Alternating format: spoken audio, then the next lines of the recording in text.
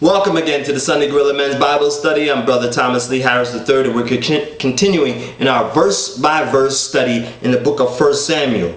And we're in the heat of battle right now. The Philistines have, in chapter 4, have captured the Ark of the Covenant, and people are starting to die off because of the consequences of sin against God. Okay, chapter 5. Then the Philistines took the Ark of God and brought it from Ebenezer to Ashdod. When the Philistines took the Ark of God, they brought it into the house of Dagon and set it by Dagon. Just quick history, Dagon was an idol. Verse 3. And when the people of Ashdod arose early in the morning, there was Dagon fallen on his face to the earth before the ark of the Lord. So they took Dagon and set it in its place again. And when they arose early the next morning, there was Dagon fallen on his face to the ground before the ark of the Lord.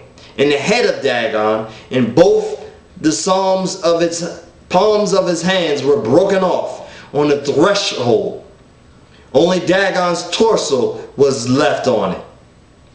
Amen. So this verse 3 and 4, right?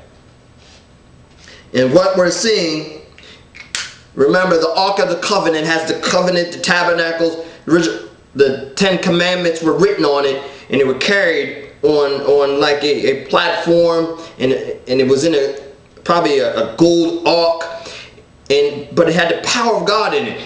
So the Philistines steal it, and captured it in battle, and put it next to their God, a statue of their God. And when they come in the next morning, the statue's fallen over. So they thought it was, coincidence. Then the next day, they tried it again, and it was falling off. This time the head was busted in the arms, showing the power of God. Power of God manifesting itself.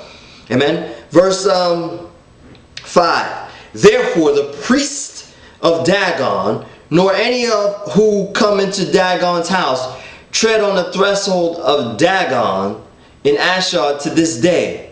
But the hand of the Lord was heavy on the people of Ashdod, and he ravaged them and struck them with tumors, both Ashdod and its territories.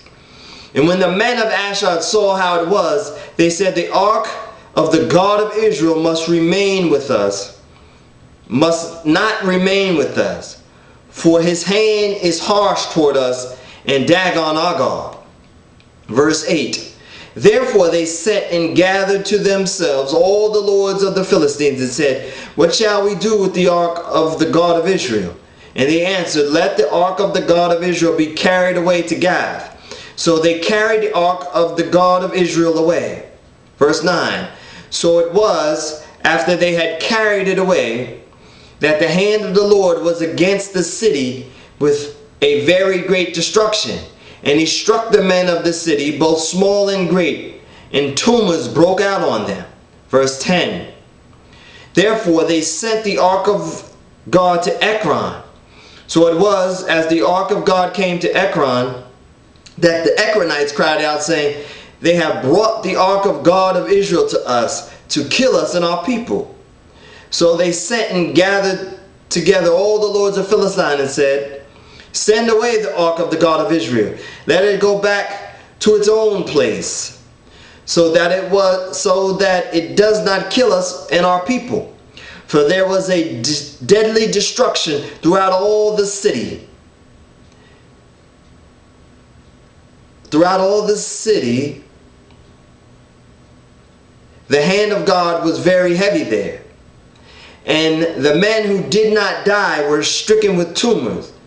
And the cry of the city went up to heaven. Amen. And that concludes the 5th chapter in the book of 1 Samuel. And we're seeing that though the Philistines won this battle and captured the ark, they're seeing that